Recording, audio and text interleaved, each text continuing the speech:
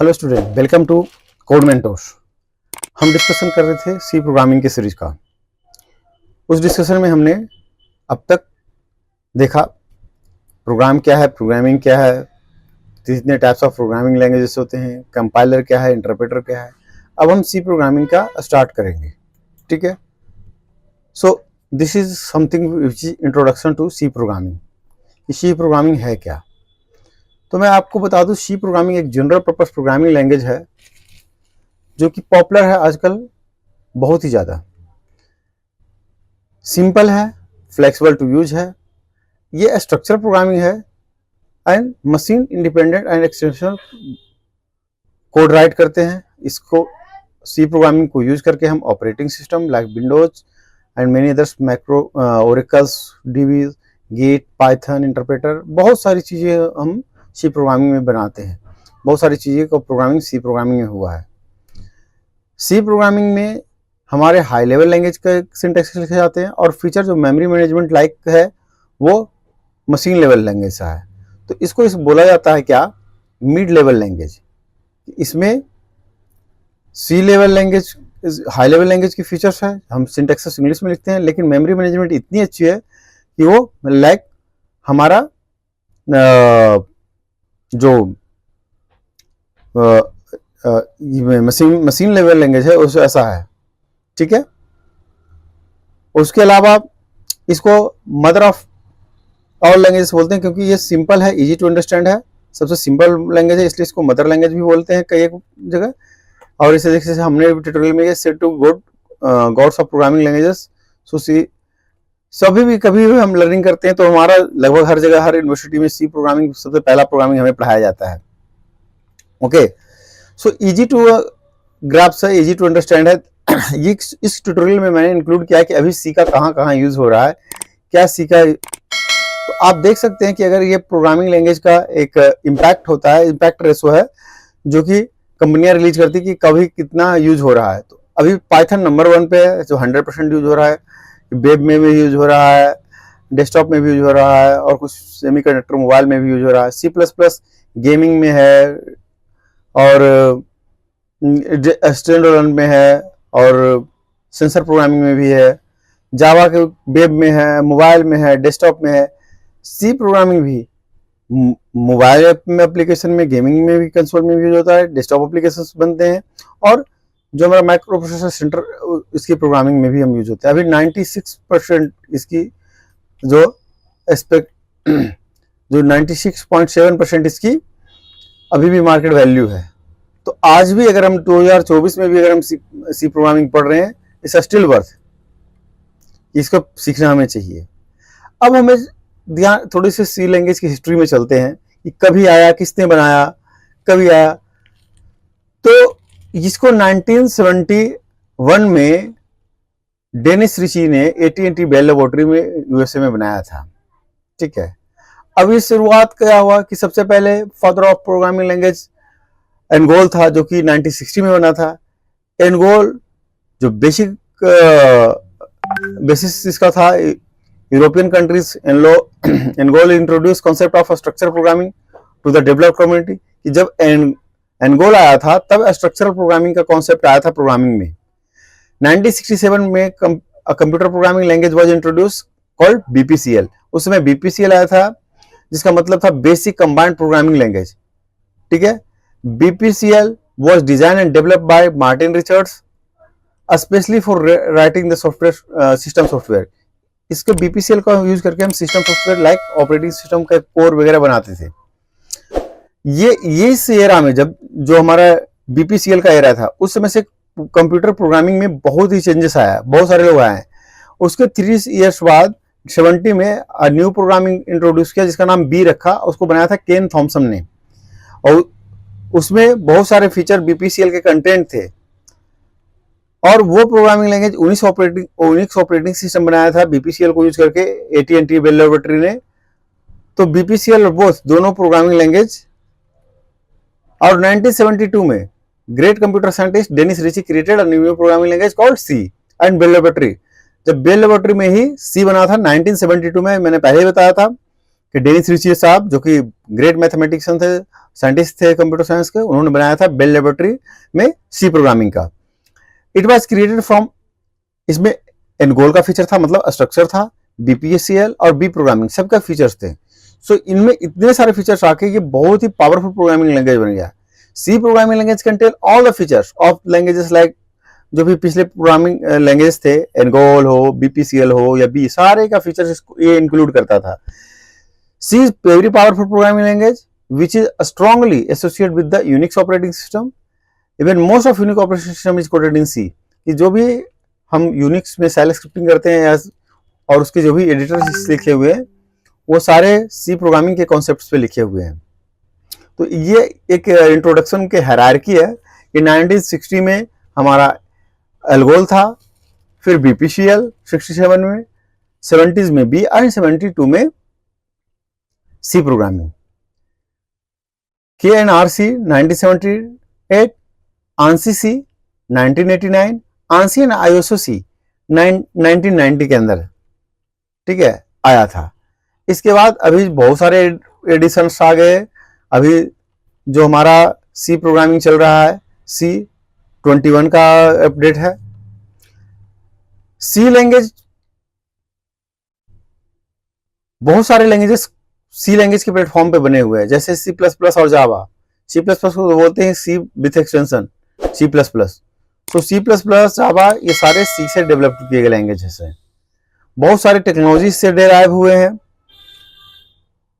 सो सी programming का फायदा क्या है, क्या क्या इसके फीचर्स हैं कि ये सबसे पहले तो सबसे बेस प्रोग्रामिंग है, जो को इजी टू अंडरस्टैंड है, बहुत सिंपल सिंटैक्सेस है। So C is a base language for many programming languages. So learning C as the main language will play an important role while studying other programming languages. कि आपको अगर पहली programming language को सीख रहे हैं तो आपको सी प्रोग्रामिंग सीखनी चाहिए। इसीलिए जितने भी हम यूनिवर्सिटीज होते हैं, कॉलेजेस होते हैं या फिर ऐसे कुछ जगह जो ट्रेनिंग होते हैं, वो पहले एज ए प्रोग्रामिंग फंडामेंटल्स वो सी प्रोग्रामिंग पढ़ाते हैं। तो हमने भी इस कोर्स का नाम रखा था programming fundamentals, problem solving, programming fundamental and C programming. So इसमें हम प्रॉब्लम सॉल्विंग भी देखेंगे, प्रोग्रामिंग फंडामेंटल्स में क्या क्या चीजें और इंक्लूड होती है वो भी देखेंगे, और सिंटैक्सेस हमारा सी प्रोग्रामिंग का रहेगा। It share the same concept such as data types भी इसके अंदर होते हैं, operators, control statements and many more. C can be widely used in various application. बहुत सारे एप्लीकेशन में मैंने अभी आपको दिखाया था कि हम इसको गेमिंग कंसोल में, इसको हम डेस्कटॉप एप्लीकेशन में, इसको हम सेंसर प्रोग्रामिंग में सी का बहुत ज्यादा यूज है। सबसे अच्छी बात क्या है, it is simple language and provide faster execution.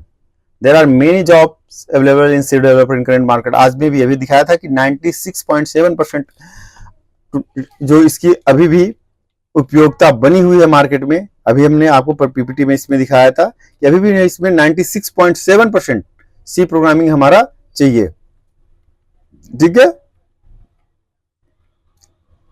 अब कोई भी सी प्रोग्रामिंग हम लिखते हैं तो कैसे लिखते हैं, ये हमने आपको पहला एग्जांपल बताया था लास्ट ट्यूटोरियल में, आप देख लीजिएगा। इससे पहले जो ट्यूटोरियल सेकेंड पार्ट है इसका, उसके अंदर मैं ये पहला प्रोग्राम रन किया था और कैसे कंपाइल हो रहा है वो बताया था। अभी मैं उसके सारे एक एक एंटिटीज के बारे में यहाँ डिस्क्राइब कर रहा हूं कि मैंने उस दिन भी बताया था। इवन ये हैश क्या है, प्री प्रोसेसर है, इंक्लूड क्या है, डायरेक्टिव्स है, studio means standard input output, dot is access operator, H stand for header file. इस लाइन का पूरा एक्सप्लेन है। This command include standard input output header file studio dot H from the C library before compiling a program. Program को compilation होने से पहले इसको add किया जाता है। अभी मैं आपको एक ग्राफ के माध्यम से आपको समझाऊंगा, एक इमेज के माध्यम से, कि कैसे हम सी प्रोग्रामिंग का, जैसे इसी कोड को अगर हम लिखते हैं तो वो किन किन फेजेस से होकर गुजरता है, जो कि आपको पहले सोर्स कोड जो ये लिखते हैं, जो हम प्रोग्रामिंग लैंग्वेज में लिखते हैं उसको हम सोर्स कोड कहते हैं। ये सोर्स कोड में किसका क्या रोल है, कैसे ये कन्वर्ट होता है, इंटरमीडिएट कोड में आता है, इंटरमीडिएट कोड से ऑब्जेक्ट कोड, ऑब्जेक्ट कोड से एएसएम फाइल, एएसएम से फिर लिंकर लोडर के थ्रू होते हुए .exe फाइल जनरेट होता है। ये सारी बातें अपन करेंगे। इंट मेन, या बिना मेन फंक्शन का सी का कोई प्रोग्राम नहीं होता है। अगर सी प्रोग्राम हम कर रहे हैं तो एटलीस्ट एक फंक्शन होगा, वो कौन सा फंक्शन होगा, मेन फंक्शन होगा। क्योंकि सी का एग्जीक्यूशन ही स्टार्ट होता है मेन फंक्शन से, सी का एग्जीक्यूशन स्टार्ट होता है मेन फंक्शन से। कंपाइलर सी प्रोग्राम को मेन प्रोग्राम से पढ़ना शुरू करता है। सो अगर ये एक आपको छोटे मोटे वाइवा में, मतलब या आपको बेसिक लेवल पे वाइवा में, जैसे कोई यूनिट टेस्ट का वाइवा हो रहा है, सी प्रोग्रामिंग कैसा, इसमें ये क्वेश्चन पूछे जाते हैं कि what is the starting point of C program. So the starting point of C program is main function. So आपको रिप्लाई करना है starting point of C program is main function. इस सी प्रोग्राम को compiler main function से पढ़ना शुरू करता है। ये जो कर्ली ब्रेसेस देख रहे हैं, इस ओपनिंग कर्ली ब्रेसेस, ये इंडिकेट करता है कि ये मेन का ओपनिंग है, बिगिनिंग यहां से हो रहा है मेन का। अगर आपको कुछ कमेंट देना है तो आप डबल बार का यूज कर सकते हैं लाइन कमेंट के लिए, और आपको कमेंट्स बड़े करने लाइक कि वो ब्लॉक कमेंट्स हैं, तो ब्लॉक कमेंट्स के लिए आप वार के साथ एस्ट्रिक और दूसरे एंड पे एस्ट्रिक प्लस वार का सिंबल हम यूज कर सकते हैं, जो कि आपका इसके लिए यूज होता है। प्रिंट फंक्शन है जो कि स्क्रीन पे आउटपुट पे प्रिंट करने के लिए काम होता है। जो भी इसके पैरेंथेसिस में होते हैं, जो भी इसके एज आर्गुमेंट पास होता है डबल कोट के अंदर, वो एज इट इज प्रिंट होता है। और ये स्टेटमेंट फिर लाइन टर्मिनेटर से टर्मिनेट हुआ पड़ा है। गेट ch हम यूज करते हैं, गेट कैरेक्टर। ये जब हम टर्बो की आईडी पे होते हैं तो हम इसे यूज करते हैं गेट कैरेक्टर को। बट अगर हम VS कोड में यूज करते हैं तो VS कोड में हम इसको यूज नहीं करते हैं। और चूंकि हमारा यहाँ पे इस एग्जाम्पल में इंट मेन लिखा हुआ है, इसलिए हम लिखते हैं रिटर्न 0, क्योंकि हमारा फंक्शन कुछ रिटर्न करेगा इंटीजर टाइप का, इसलिए यहाँ रिटर्न 0 लिखा गया है। ठीक है, अब हम आपको बता रहे हैं कि सी प्रोग्रामिंग के स्ट्रक्चर में होता क्या क्या है। ठीक है, C is a structure programming language which is divided into various modules. Modular होता है। Each module can be written separately and together form as a simple C program. इसका हर एक मॉड्यूल को आप बड़े मॉड्यूल को इसमें डेवलप कर सकते हैं, छोटे छोटे भाग में बांट के मॉड्यूलर करके, और वो मॉड्यूल फिर बाद में आपस में लिंक होकर एज ए प्रोग्राम काम करेगा। This structure makes it easy for testing, maintaining and debugging process. ये आपको आसान करता है टेस्ट करने में, मेंटेन करने में और डिबग करने में। बहुत सारे कीवर्ड्स होते हैं, बिल्ट इन फंक्शंस होते हैं। टोटल 32 कीवर्ड्स हैं सी प्रोग्रामिंग के अंदर। बहुत सारे बिल्ट इन फंक्शंस हैं जो कि इजी करता है हमारे टास्क को as a developer. Another feature C programming is that it can extend itself. A C program can contain various functions as a part of library. We can add our features functions कि हम लोग अपना भी बना सकते हैं, और इससे सिंपल और कॉम्प्लेक्स सब तरीके का प्रोग्रामिंग हो सकता है। तो देखो जब अपन क्या करते हैं कि कैसे कैसे ये वर्क करता है, मैंने कहा था आपको बताऊंगा कि कैसे कैसे ये वर्क करता है। C programming language C just a minute, sorry. C is compiled language. A compiler is a special tool that compiles the program and convert into object file which machine readable. ये हमने आपको बताया था कल के tutorial में कि ये सी प्रोग्रामिंग को जो कि एक हाई लेवल लैंग्वेज में लिखा गया है, उसको मशीन समझ सके, उसके लिए हम कंपाइलर का यूज करते हैं। और वो कंपाइलर क्या करता है, सोर्स कोड को कंपाइल करता है, और वो कंपाइल करके .o फाइल ऑब्जेक्ट फाइल में बनाता है, और उसके बाद लिंकर उसको जो भी रिक्वायर्ड फाइल है लिंक करके exe फाइल बनाता है। ये पूरी प्रोसेस फॉलो होती है हमारा कंपाइलेशन में। After compilation the linker will combine the different object files and create a single executable to the file to run the program. So ऐसा हमारा सी हम जो लिखते हैं ये सोर्स कोड है, और सोर्स कोड कंपाइल होके ऑब्जेक्ट फाइल बनता है, और ऑब्जेक्ट फाइल हम फिर लिंकर से लिंक होके exe फाइल बनता है। तो ये एक प्रोसेस है सी लैंग्वेज का कंपाइलेशन। और इसका हम लोग अभी कहां कहां प्रोग्रामिंग कर सकते हैं। So now days various compiler available है, इवन ऑनलाइन कंपाइलर अवेलेबल है, आप ऑनलाइन भी इसको कर सकते हैं, और अपने लैपटॉप या डेस्कटॉप में कुछ सॉफ्टवेयर इंस्टॉल करके भी कर सकते हैं। The functionality will never differ. कोई भी कंपाइलर का यूज कीजिए, सारा काम एक जैसे ही करेगा। इवन दोनों के लिए, सी और C++ के लिए ही कॉमन कंपाइलर यूज होते हैं। सो कुछ जो कंपाइलर यहाँ मोस्ट कॉमन यूज होता है उसको लिखा गया है। C-lang कंपाइलर है, MinGW कंपाइलर है, जिसको हम मिनिमलिस्ट फॉर विंडोज बोलते हैं। पोर्टेबल C कंपाइलर है, टर्बो C का कंपाइलर है। तो हम जो यूज कर रहे हैं VS कोड, उसमें हमारा MinGW कंपाइलर यूज होता है, जो हमने इंस्टॉलेशन में भी, आपको इंस्टॉलेशन वाले वीडियो में जाइएगा देखिएगा, हमने पूरी वीडियो बना रखा है कि कैसे आप VS कोड इंस्टॉल कीजिएगा और उसमें मिंजी इंस्टॉलर चला के फिर आप उसमें इसके एक्सटेंशन को अपलोड करके एक्टिव करके इंस्टॉल करके आप सी प्रोग्रामिंग का प्रोग्राम आप इसमें कर सकते हैं। ठीक है, तो अभी अपन देखेंगे। तो ये कीवर्ड्स वगैरह हैं, इसको अभी हम अपन स्किप करते हैं। पहले अपन एक एग्जाम्पल करते हैं और आपको पूरी प्रोसेस दिखाते हैं कि कैसे कैसे काम करता है। ठीक है, सो हम चलते हैं अपने आईडी पे। ये हमारा प्रोग्राम था जो हमने लास्ट एग्जाम्पल में लिखा था, हेलो वाला। अब इस प्रोग्राम को कैसे कैसे काम करता है ये देखिए, मैं आपको फिर से दिखाता हूं। मैं टर्मिनल को क्लियर स्क्रीन कर दिया। अब इस प्रोग्राम फाइल को अपन को क्या करना है, कंपाइल करना है। ठीक है, कंपाइलर इसको किस में जनरेट करेगा, जब हम इसे कंपाइल करेंगे, कंपाइल करने के लिए VS कोड में हम लिखते हैं GCC, और अगर आपको सिर्फ कंपाइल करना है तो /c लिखिए और उस फाइल का नाम .c। तो देखो अभी जब हम .c लिखे, -c से लिखे हैं, तो ये इसका exe कोड से यहां सिर्फ कंपाइलेशन होगा, ये लिंकिंग का काम इसके साथ नहीं होगा। जब हम ऐसे लिखते हैं तो सिर्फ कंपाइलेशन का काम होता है, लिंकिंग का काम नहीं होता, और वो ऑब्जेक्ट कोड बनता है। देखो मैं इसको हिट कर दूंगा एंटर बटन, तो क्या होगा, .o कोड क्या बना, demo.o। अगर मैं इस demo.o को रन करूं तो कुछ नहीं रन होगा, क्योंकि अभी इसमें रन करने के लिए जो लाइब्रेरी चाहिए वो अवेलेबल नहीं है। अगर मैं इसे रन करने की कोशिश करूं, ठीक है, कि demo.o, तो ये रन नहीं होगा, कुछ भी आउटपुट नहीं आएगा।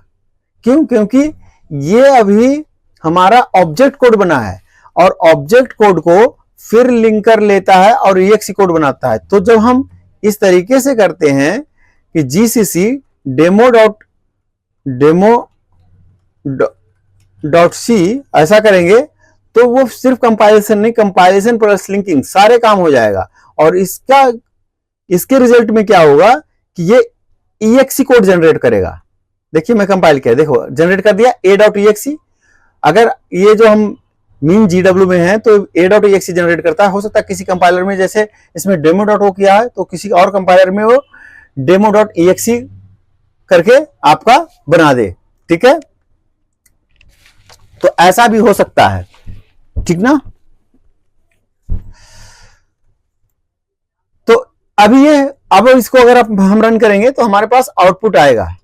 ठीक है, अगर मैं इसे रन करता हूं तो देखो आ रहा है ना, वेलकम टू कोर्स मेंटोर्स।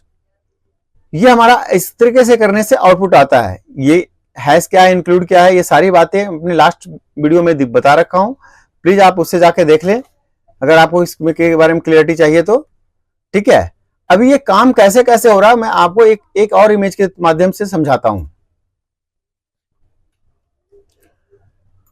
ठीक है, ये इमेज देखिए, हमने जो लिखा था, हमने जो प्रोग्राम लिखा है वो हमारा सोर्स कोड ये है।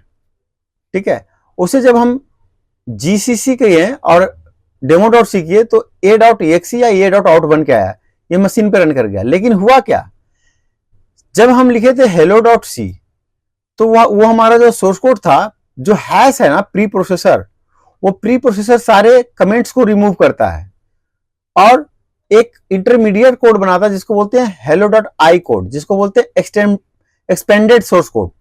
ये क्या है, एक्सपेंडेड सोर्स कोड। उस एक्सपेंडेड सोर्स कोड को कंपाइलर लेता है और सिंटैक्स चेक करता है और कन्वर्ट करता है .asm फाइल में, जिसको बोलते हैं असेंबली कोड, और वो उसको असेंबलर लेके .obj कोड में बनाया। तो ये जो हम .c वाला काम करते थे वो यहां तक का काम होता था। और हम जब GCC डायरेक्ट और demo.c लिखे थे तो क्या होता है, तो फिर ये जो ऑब्जेक्ट कोड बनाया उससे लिंकर जो उसको फाइल चाहिए था, प्री डिफाइंड फाइल, जो लाइब्रेरी से फाइल चाहिए थे, लाइक printf का फाइल और सारे, उन सारे को कंबाइन करके a.exe या a.out जो कि एग्जीक्यूटेबल कोड होता है वो बना दिया।